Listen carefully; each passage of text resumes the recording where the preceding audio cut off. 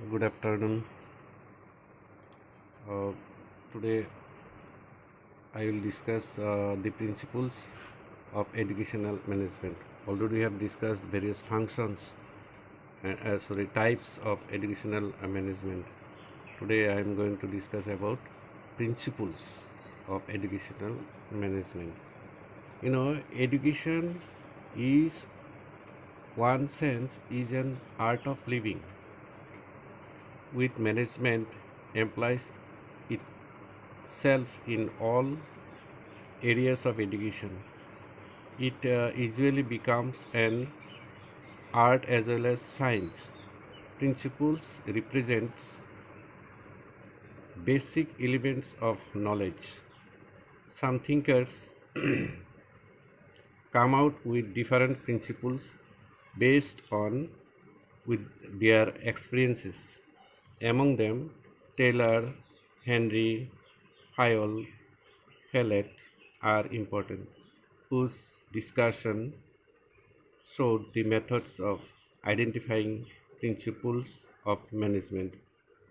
Henry Fayol, a French engineer, highlighted 14 numbers of management which are applicable in managing educational management. These are given as below.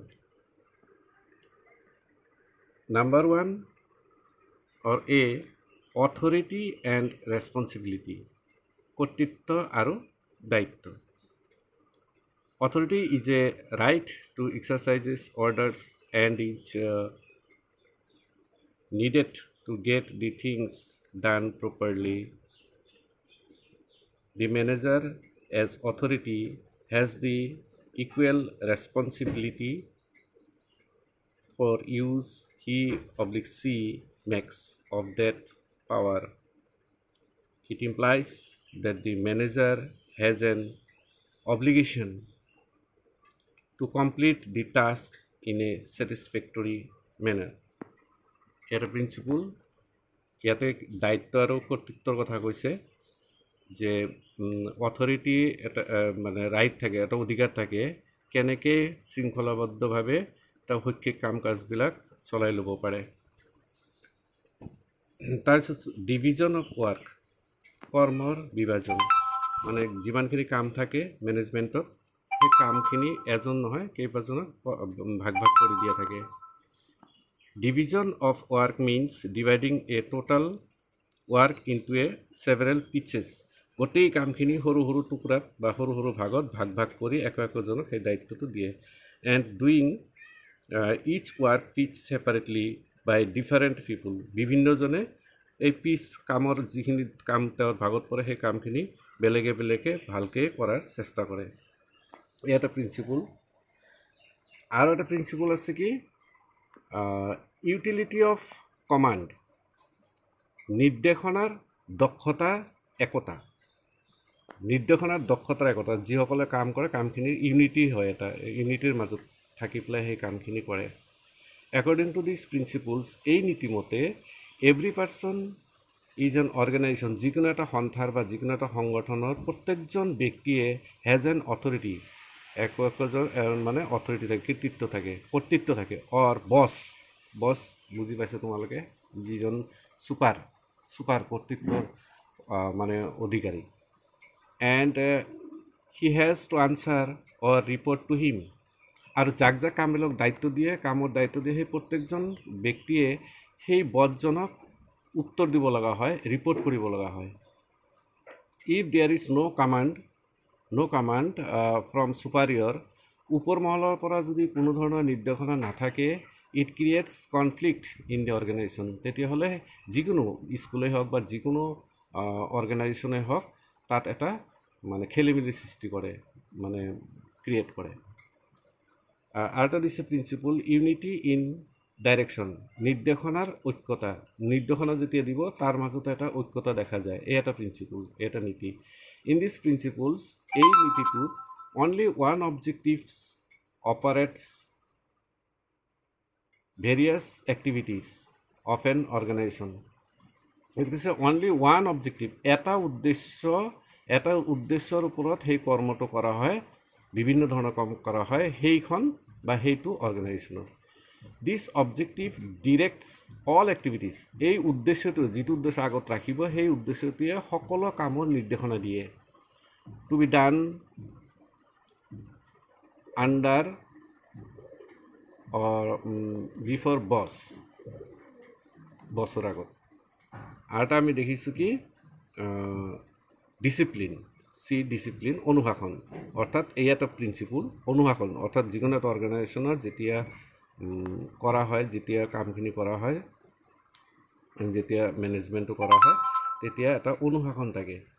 The members of N organisations, যিসকল member থাকিব সেই সংগঠনটোৰ লগত, R two perform কৰিব লাগে according to the প্ৰিফিক্সড rules, আগতীয়াকৈ নিৰ্ধাৰণ কৰা নিয়ম অনুসৰি সেই কামবিলাক কৰিব লাগে। And conduct themselves in relation to other. Discipline is an organization is a indispensable condition. আমি জানো যে ডিসিপ্লিন এটা অতি দৰকাৰী ইনডিসপেন্সিবল এটা অৱস্থা হয়, খুব দৰকাৰ হয় যিকোনো এটা অৰ্গেনাইজেশ্যনৰ ক্ষেত্ৰত। আৰু এটা চাইছোঁ আমি স্কেলাৰ চেইন অফ কমাণ্ডছ, দক্ষতাৰ স্কেলাৰ চেইন, এটা স্কেলাৰ চেইন বুলি কোৱা হয়। এইটো ইয়াতে মানে এটা কথা কি ইয়াত দিছে, ইন এনি অৰ্গেনাইজেশ্যন, যিকোনো অৰ্গেনাইজেশ্যনৰ ক্ষেত্ৰত, অনুষ্ঠানৰ ক্ষেত্ৰত, অল পাৰ্চনছ, সকলোবিলাক ব্যক্তি হু আৰ লিংকড, প্ৰত্যেকে লিংকড হৈ থাকে, যোগাযোগ হৈ থাকে, উইথ ইচ আদাৰ, এজনে আনজনৰ লগত, ইন বছ ৱাৰ্কাৰ ৰিলেশ্যনশ্বিপ, তাৰমানে এজন বছ থাকিব আৰু তেওঁৰ তলত কিছুমান ৱাৰ্কাৰ থাকিব, সেই এটা ৰিলেশ্যনশ্বিপত মানে প্ৰত্যেকটো কাম থাকে। আচ্ছা, উই মাষ্ট ন', আমি জনাটো অতি দৰকাৰী, দি চেইন অফ কমাণ্ডছ, এই যে কমাণ্ড দিয়ে, কমাণ্ডৰ এটা চেইন থাকে, এটা শিকলি থাকে, ফ্ৰম টপ টু বটম, একেবাৰে ওপৰৰ পৰা তললৈ এটা চেইন থাকে, এটা শিকলি থাকে। বছৰ তলত আৰু এজন থাকিব, তেওঁৰ তলত আৰু এজন থাকিব, একেবাৰে ক্লাষ্টাৰ লেভেললৈকে থাকিব। Sometimes person of the same level, একে লেভেলৰ মানুহ যদি থাকে, একে লেভেল, তেওঁৰ লগত পদমৰ্যাদা একে যদি থাকে, মে কমিউনিকেট ডাইৰেক্টলি, যদি একে পদমৰ্যাদা সম্পন্ন থাকে, একে পাৱাৰফুল থাকে সকলোখিনি, তেতিয়াহ'লে তেওঁলোকে ডাইৰেক্টলি কমিউনিকেট কৰিব পাৰে, যোগাযোগ কৰিব পাৰে এক্ৰছ দি চেইন, সেই চেইনৰ মাধ্যমত। একৰ্ডিং টু দি ডায়েগ্ৰাম, এটা ডায়েগ্ৰাম মই বুজাই দিয়া হ'ব। For example, if F wants to communicate with P, এটা চাবা, then a gang plank may be placed between them. The successful use of plank depends upon, however, what proceedings P can follow directly with the seeking any advice from O, N, M, K, L, and A. If it is happened, then time can be saved. ইয়াত কৈছে scalar চেইনটো এনেকুৱা যে আমি এজনৰ তলত এজন, এজনৰ তলত এজন, এনেকুৱা কোনো কামান নোহোৱাকৈ ডাইৰেক্টলিও এজন ওপৰ বছ, যদি সকলোৰ পদমৰ্যাদা একে থাকে তেতিয়াহ'লে কি কৰিব পাৰে, প্ৰত্যেকজনক নুসুধি পেলাই তেওঁ ডাইৰেক্ট বছজনৰ লগত, লাষ্টৰ বছজনে প্ৰথম বছজনৰ লগত ডাইৰেক্ট তেওঁলোকে কি কৰিব পাৰে, কমিউনিকেট কৰিব পাৰে। এইটো স্কেলাৰ চেইন বুলি কোৱা হয়। এই চেইনটো হৈছে এনেধৰণৰ চেইনটো কৰিছে, এই এইটো হৈছে যিটো এনেকৈ ভাগ দিয়া হৈছে এই চিহ্নবিলাক, এইটো স্কেলাৰ চেইন বুলি কোৱা হয়। আৰু গেং প্লেং, এইটো হৈছে গেং প্লেং, এফ টু পি লৈকে যিটো আছে এইটো গেং প্লেং। কেতিয়াবা এই পিয়ে যদি যোগাযোগ কৰিব পাৰে, পিয়ে ডাইৰেক্ট এ, বি, এল, এম, এন, এওঁলোকৰ সহায় নোহোৱাকৈও তেওঁ ডাইৰেক্টলি মানে যোগাযোগ কৰিব পাৰে, এইটো হৈছে গেং প্লেং। তাৰমানে বহুত যদি একে পদমৰ্যাদাৰ মানুহ থাকে তেতিয়াহ'লে তেওঁলোকে এজন এজনকৈ নুসুধি পেলাই ডাইৰেক্ট প্ৰথমজনক সুধিব পাৰে, তেতিয়াহ'লে তেওঁৰ কোনো সময় ছেভ হয়, তেতিয়াহ'লে আৰু ইমান সময় বা কষ্টৰ প্ৰয়োজন নহয়। আৰু এটা মানে মেনেজমেণ্টৰ বা এডুকেশ্যনেল মেনেজমেণ্টৰ আৰু এটা দৰকাৰী নীতি কি, যে remuneration, money. The employee should be paid in fair and equitable wage, প্ৰত্যেকজন এমপ্লয়ি যাতে তেওঁলোকে কিবা এটা মাননি পায়, সেই মাননিৰ ওপৰত গুৰুত্ব দিয়াটো এটা নীতি হয়, তেওঁলোকে মাননি পাব লাগিব। এই নম্বৰ এটা দিয়া হৈছে, subordination of individual interest to general interest, সাধাৰণ আগ্ৰহতকৈ ব্যক্তিগত আগ্ৰহৰ তলত। The managers in the apex position, যিজন মেনেজাৰ ওপৰত থাকিব, এপেক্স পজিশ্যনত থাকিব, must set examples of the honesty, তেওঁ মানে উদাহৰণ দিব লাগিব যে তেওঁ এটা অনেষ্টি হয়, বাকীবিলাকেও তেতিয়া এপেক্সৰ ওপৰৰজন যদি এটা এক্সাম্পল হয় অনেষ্টিৰ, ইণ্টেগ্ৰিটিৰ, ঐক্যতাৰ বা ফেয়াৰ, ভালৰ কাৰণে, এণ্ড জাষ্টিছ, যে সকলো সমানভাৱে জাষ্টিছ পাব লাগে, ন্যায় পাব লাগে, বাই দিয়াৰ অ'ন বিহেভিয়াৰ, অৰ্থাৎ যিজন এপেক্স পজিশ্যনত থাকিব, বছ ছিষ্টেম থাকিব বা মেনেজাৰ থাকিব, তেওঁৰ কিছুমান গুণ থাকিব লাগিব, অনেষ্টি, ইণ্টিগ্ৰিটি, জাষ্টিছ, যাতে তেওঁৰ বিহেভিয়াৰত, তেওঁৰ আচৰণত জাষ্টিছ কি, অনেষ্টি কি, তেওঁৰ আচৰণতে যাতে প্ৰকাশ পায়। এই এটা নীতি। আৰু এটা নীতি আছে কি, চেণ্ট্ৰেলাইজেশ্যন, কেন্দ্ৰীভূতিকৰণ। চেণ্ট্ৰেলাইজেশ্যন তোমালোকে ইতিমধ্যে পাইছোঁ। চেণ্ট্ৰেলাইজেশ্যন মানে যেতিয়া পাৱাৰ বা ৰেছপনচিবিলিটি এজন অথৰিটিৰ হাতত থাকে বা এ গ্ৰুপ অফ অথৰিটিৰ হাতত থাকে।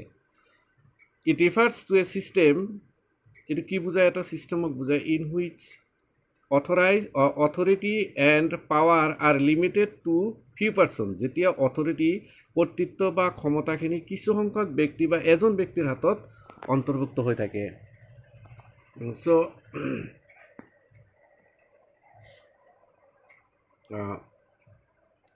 তেওঁ কি কৰে, is to keep decision making to those hands, so' it should centralisation to decentralised tendency.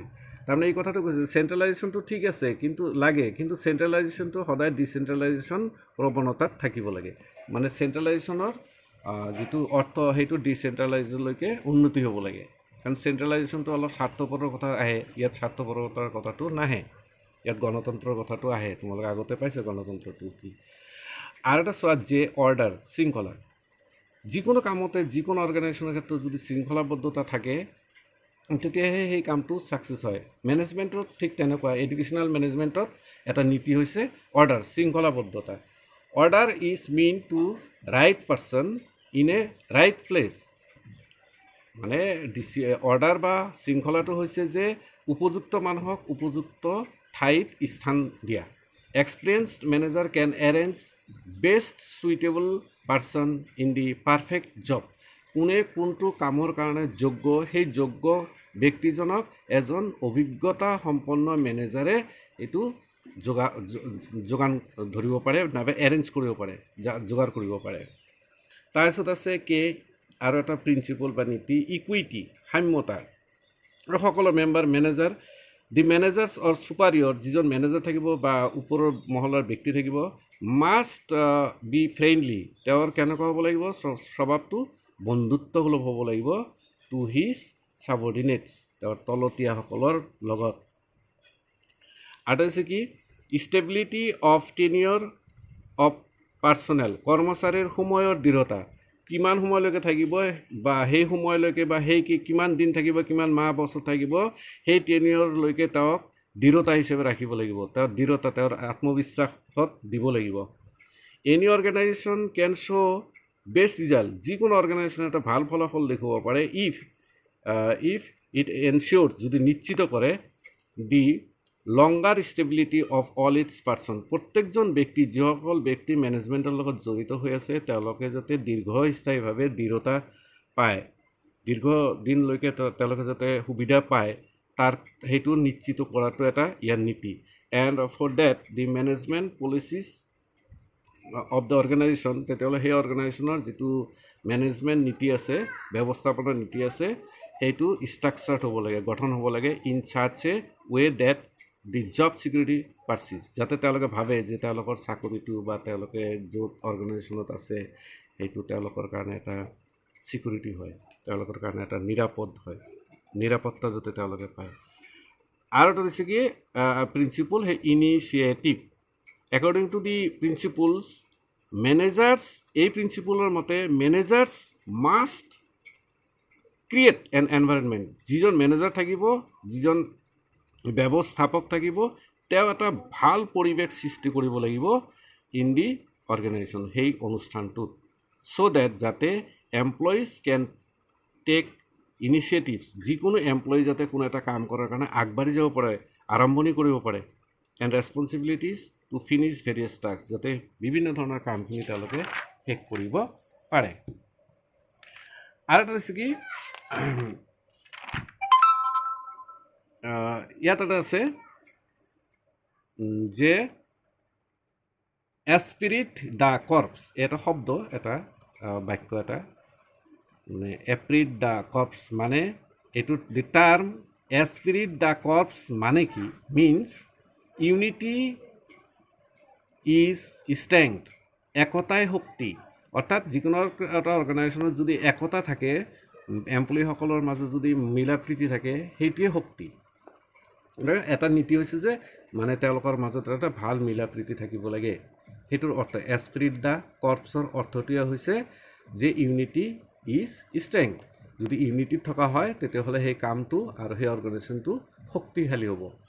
It indicates date, এইটো কি বুজায়, indicates that managers must work with harmony, মেনেজাৰজনে এটা সামঞ্জস্য, এটা সুসামঞ্জস্যৰ মাজত কাম কৰিব লাগে, কোঅপাৰেশ্যন, সহযোগিতাৰ মাজত কাম কৰিব লাগে ইন দি অৰ্গেনাইজেশ্যন, সেই অনুষ্ঠানটোত। And same qualities they should encourage, আৰু সেই গুণবিলাক তেওঁ এনকাৰেজ কৰিব লাগে, উৎসাহ দিব লাগে উইদিন দি ইণ্ডিভিজুৱেলছ, ব্যক্তিসকলৰ মাজত ইনভলভ, যিসকল ব্যক্তি ইনভলভ হৈ আছে সেই অৰ্গেনাইজেশ্যনটোত, সেই অনুষ্ঠানটোত।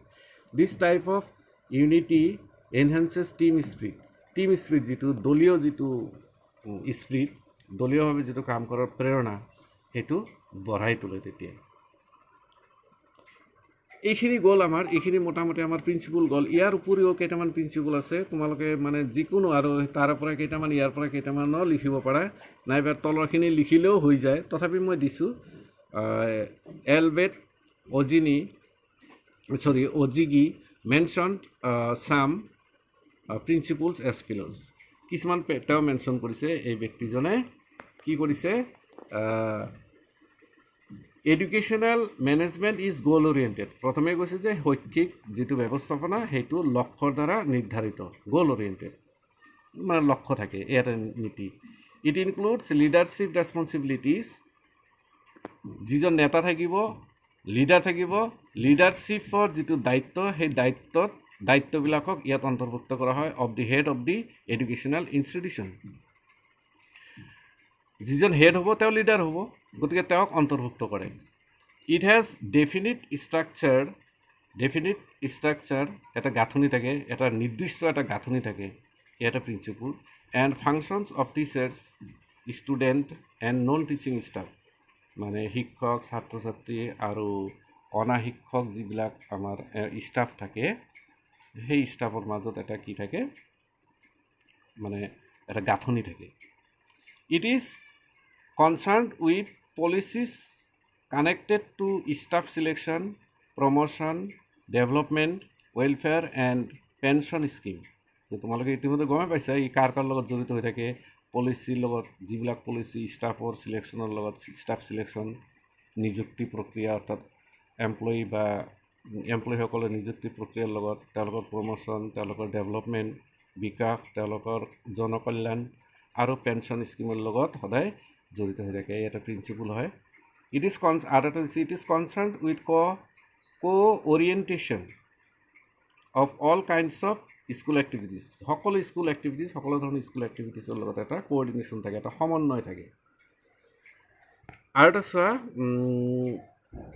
এটা আছে it is concerned with individual conduct and staff morality, ব্যক্তিগত আচৰণ আৰু সহকৰ্মীৰ যিটো নৈতিকতা ইয়াৰ লগত জড়িত হৈ থাকে, তাৰপিছত it is concerned with stability and flexible of school policies, অৰ্থাৎ স্কুলৰ যিবিলাক নীতি নিয়ম থাকিব, যিবিলাক আঁচনি থাকিব, প্ৰগ্ৰাম থাকিব, এই আঁচনি বা প্ৰগ্ৰামৰ লগত এই প্ৰগ্ৰামবিলাক কি হয়, এটা নমনীয় হয়, নমনীয়ৰ লগত জড়িত হৈ থাকে আৰু স্থিৰতাৰ লগত জড়িত হৈ থাকে।